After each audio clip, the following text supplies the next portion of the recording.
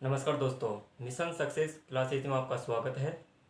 आज हम भूगोल और राजस्थान की भौगोलिक स्थिति के बारे में पढ़ेंगे। हमें भूगोल विषय जो है, आज जब भी जो भी एग्ज़ाम आ रहा है, या कंपटीशन का एग्ज़ाम हो या यूपीएससी के एग्ज़ाम हो, सभी में भूगोल के क्वेश्चन पूछे जाते हैं। हम भूगोल को पढ़ने से पहले इस शब्द के बारे में जान लेते हैं। भूगोल शब्द अंग्रेजी भाषा के ज्योग्राफी भाषा का हिंदी रूपांतरण शब्द है भूगोल। यह ज्योग्राफी शब्द ग्रीक भाषा या यूनानी भाषा के ज्योग्राफिया से बना है।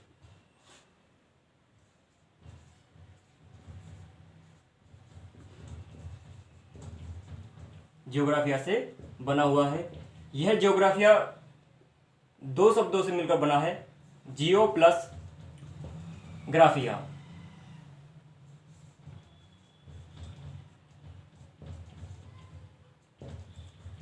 जियो का अर्थ होता है भू या पृथ्वी, ग्राफिया का अर्थ होता है वर्णन करना। अर्थात हम कह सकते हैं पृथ्वी या भू का वर्णन करना, समस्त पृथ्वी का वर्णन करना। अगर इसकी परिभाषा की बात करते हैं कि परिभाषा क्या है, तो भूगोल की सिर्फ परिभाषा यह है कि इसे पृथ्वी का निवास स्थान के रूप में अध्ययन किया जाता है। चाहे जो भूगोल में कि कौन कौन से शब्द का अध्ययन किया जाता है, पृथ्वी के भौतिक अवस्थाओं का, भौतिक क्रियाओं का, मानवीय क्रियाओं का अध्ययन किया जाता है। भौतिक क्रियाओं में आ जाता है जैसे ज्वालामुखी, भूकंप, नदियाँ, पर्वत, पठार, मैदान, महासागर उत्पत्ति, जलवायु आदि के बारे में वर्णन किया जाता है। वहीं अगर मानवीय क्रियाओं के बारे में अध्ययन करें तो यह मानवीय क्रियाओं में जैसे आर्थिक क्रिया है, उनका जो रोजगार का साधन क्या है क्या नहीं है, इनका वर्णन किया जाता है। वहीं जनसंख्या का भी वर्णन मानव भूगोल में किया जाता है। यातायात के साधन है, इनका भी, और उद्योगों का वर्णन किया जाता है। अब ज्योग्राफिया, जो मैंने बताया कि जो ज्योग्राफिया है या ज्योग्राफी है, ये ज्योग्राफिया से बना हुआ है। ये ज्योग्राफिया शब्द, अगर हम बात करते हैं ज्योग्राफिया शब्द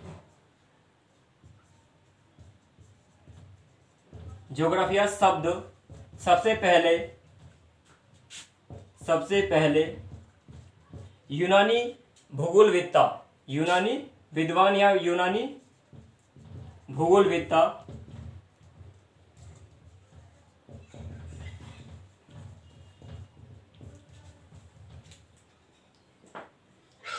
इरेटोस्थनीज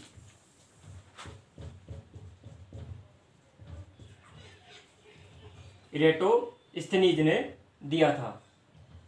ज्योग्राफिया शब्द इरेटोस्थनीज ने दिया था, इस वजह से इसे भूगोल का जनक भी कहते हैं। अगर बात करते हैं कि भूगोल के जनक किसे कहते हैं,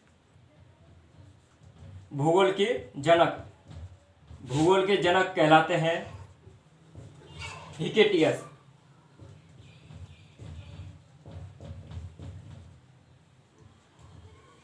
ये हिकेटियस यूनानी विद्वान है, जैसे इरेटोस्थनीज है, हिकेटियस है, हेरोडोटस है, ये सब यूनानी विद्वान है। ऐसे ही हम कह सकते हैं हिकेटियस को भूगोल के जनक है। इरेटोस्थनीज भी भूगोल के जनक कहलाते हैं, क्योंकि कुछ विद्वान इरेटोस्थनीज को भी भूगोल का जनक मानते हैं और कुछ विद्वान हिकेटियस को। हिकेटियस इसलिए माने जाते हैं क्योंकि इन्होंने भूगोल शब्द नहीं दिया, लेकिन प्रादेशिक वर्णन किया था। और इरेटोस्थनीज ने इसने एक विषय के रूप में जो अध्ययन किया था वो है इरेटोस्थनीज। इस वजह से इरेटोस्थनीज और हिकेटियस दोनों को ही भूगोल के जनक माने जाते हैं। ये हो गए भूगोल के बारे में और उसकी परिभाषा, थोड़ा सा विस्तार। अब आज बात करते हैं हम राजस्थान की भौगोलिक स्थिति। राजस्थान की भौगोलिक स्थिति से पहले हमें अक्षांश और देशांतर रेखाओं के बारे में जान लेते हैं। अक्षांश रेखाएं ग्लोब पर खींची हुई रेखा है। इन्हें काल्पनिक रेखाएं माना गया। काल्पनिक इसलिए क्योंकि ये पृथ्वी पर न तो ये प्राकृतिक है और न ही मानव द्वारा निर्मित है, जो कृत्रिम कह सकते हैं। इसी वजह से इनको अक्षांश रेखाओं को हम काल्पनिक रेखाएं भी कह सकते हैं। कि काल्पनिक रेखा, अक्षांश रेखाओं को काल्पनिक रेखाएं भी कहते हैं।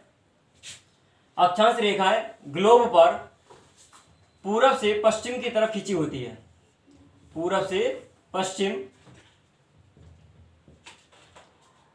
पश्चिम की तरफ खींची होती है अक्षांश रेखाएं। इन रेखाओं की संख्या, अगर बात करते हैं कि अक्षांश रेखाओं की संख्या कितनी है, तो अक्षांश रेखाओं की संख्या है वो है 180। 90 उत्तरी गोलार्ध में, 90 दक्षिणी गोलार्ध में।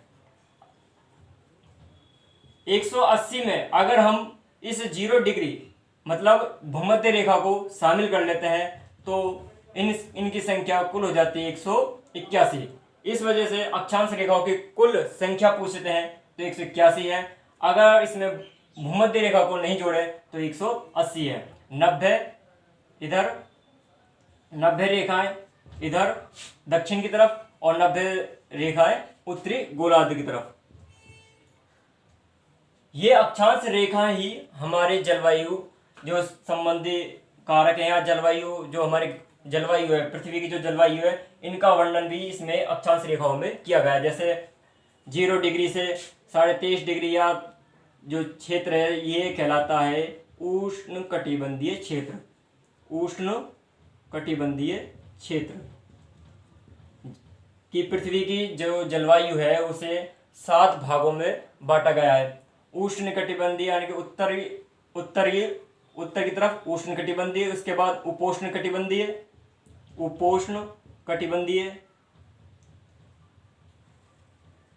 और ऊपर है शीत कटिबंधीय। 90 डिग्री जो है हमारा उत्तरी गोलार्ध में शीत कटिबंध।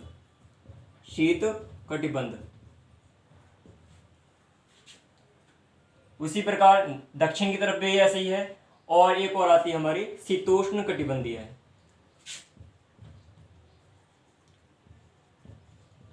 शीतोष्ण कटिबंध।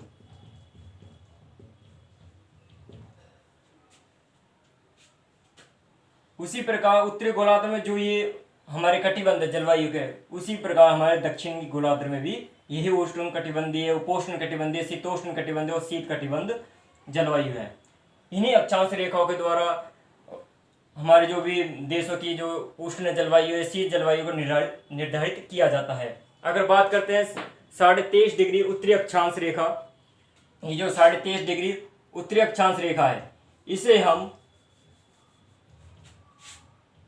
23.5 डिग्री उत्तरी अक्षांश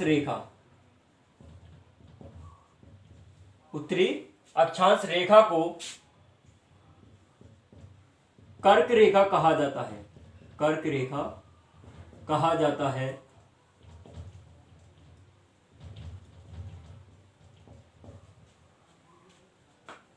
इसके बाद जो 66.5 डिग्री उत्तरी अक्षांश है, 66.5 डिग्री उत्तरी अक्षांश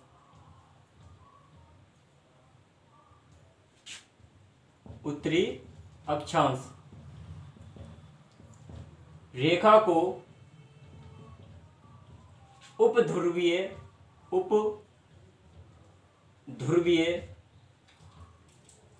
रेखा या उपध्रुवीय क्षेत्र, उपध्रुवीय रेखा कहा जाता है। इसी प्रकार हम कह सकते हैं कि 66.5 डिग्री उत्तरी अक्षांश रेखा है, उसी प्रकार 66.5 डिग्री दक्षिणी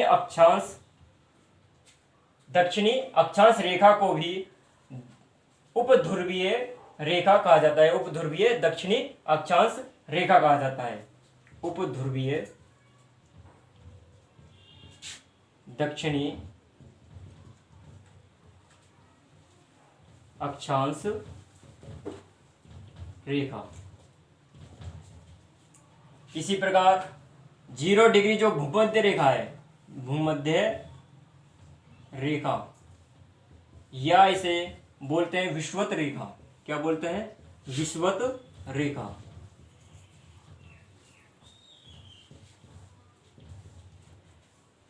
इस विषुवत रेखा के दक्षिण की तरफ जो 66.5 डिग्री दक्षिणी अक्षांश जो रेखा है, इस रेखा को मकर रेखा कहा जाता है। मकर रेखा। ऐसे ही हम बात करते हैं कि अक्षांश रेखाओं में कौन कौन से है, कौन कौन सी रेखाएं ग्लोब पर मानी गई है।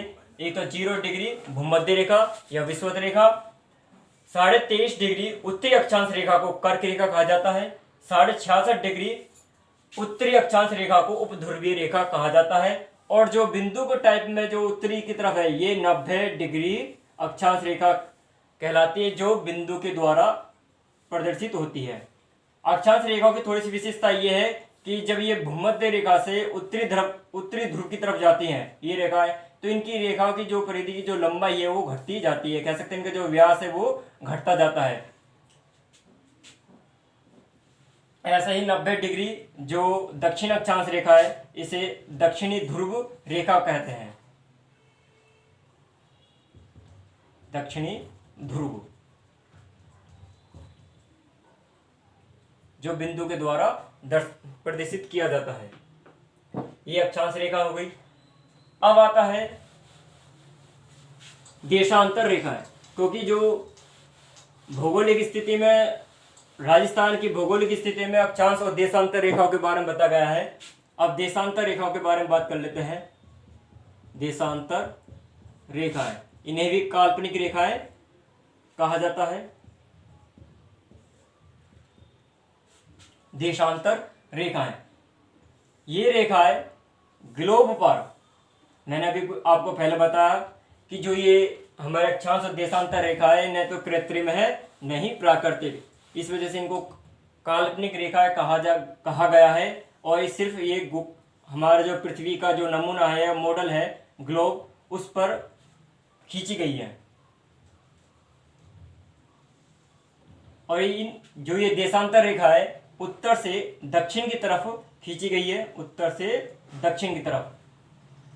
अब उत्तर से दक्षिण की तरफ जो ये खींची गई है 0 डिग्री है, इस देशांतर रेखा को जीएमटी बोला जाता है, ग्रीनविच रेखा। जो हमारे पूरे संसार के जो देश है उनमें जो समय का निर्धारित किया जाता है वो 0 डिग्री रेखा के द्वारा, 0 डिग्री देशांतर रेखा के द्वारा समय का निर्धारित किया जाता है। और इसके बाद जो ये अन्य जो हमारी देशांतर रेखा है इनकी जो संख्या है वो है 360। कह सकते हैं 360 कैसे है कि 180 देशांतर रेखाएं पूर्वी गोलार्ध में है, 180 देशांतर रेखाएं पूर्वी गोलार्ध,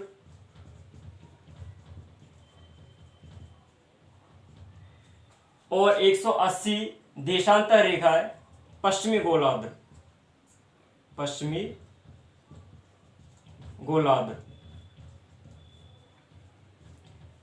इस वजह से इनकी जो देशांतर रेखाओं की जो संख्या है वो कितनी होती है 360। संख्या कितनी है 360। इन 360 रेखाओं को, यानी कि जो देशांतर रेखा है, हमारे संसार के जो 360 देशांतर रेखाओं को समय में विभाजित किया गया है। और इस जो 24 घंटे का जो दिन और रात मिलाकर बना है इन्हें विभाजित किया गया है, 12 घंटे का दिन और 12 घंटे की रात। पर ये होता कहाँ पर, ये होता है भूमध्य रेखा, जो हमने अभी बताया था कि जो 0 डिग्री अक्षांश रेखा विषुवत रेखा है उसके द्वारा। अब ये देशांतर रेखा है, समय का विभाजित किया जाता है, बस समय का विभाजन किया जाता है।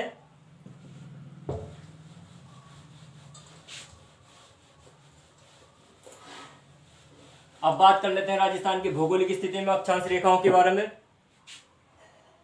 अक्षांश, राजस्थान की भौगोलिक स्थिति, राजस्थान की भौगोलिक स्थिति।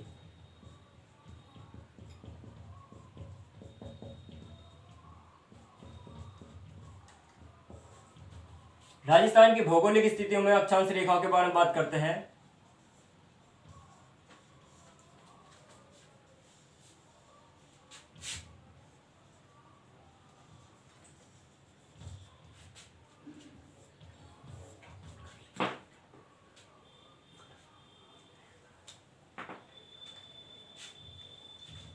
अक्षांशीय स्थिति।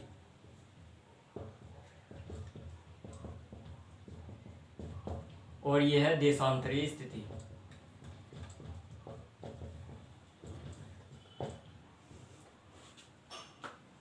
अक्षांशीय स्थिति में बात करते हैं राजस्थान की, तो 23.03 उत्तरी अक्षांश से 30 डिग्री 12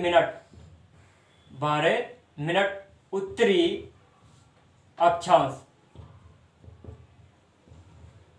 तक राजस्थान का विस्तार पाया जाता है। देशांतरीय स्थिति की बात करते हैं तो 69 डिग्री 30 मिनट, याद रखना 23 डिग्री 03 मिनट, क्योंकि 1 डिग्री में 60 मिनट होते हैं। इस वजह से जब ये 60 हो जाएगा तो ये 70 हो जाता है। कह सकते हैं कि 69 डिग्री 30 मिनट पूर्वी देशांतर से, अब ये मत कहना कि पश्चिम है, राजस्थान का जो दिशा है ये पश्चिम है, ये पश्चिम नहीं है। अगर हम देशांतर स्थिति की बात करते हैं ग्लोब पर, तो हमारा जो राजस्थान है उत्तरी पूर्वी गोलार्ध में आता है। इस वजह से ये पूर्वी देशांतर रेखा है 69 डिग्री 30 मिनट पूर्वी देशांतर से 78 डिग्री 17 मिनट पूर्वी देशांतर रेखा के मध्य विस्तार पाया जाता है। ये राजस्थान की अक्षांशीय और देशांतरीय स्थिति है।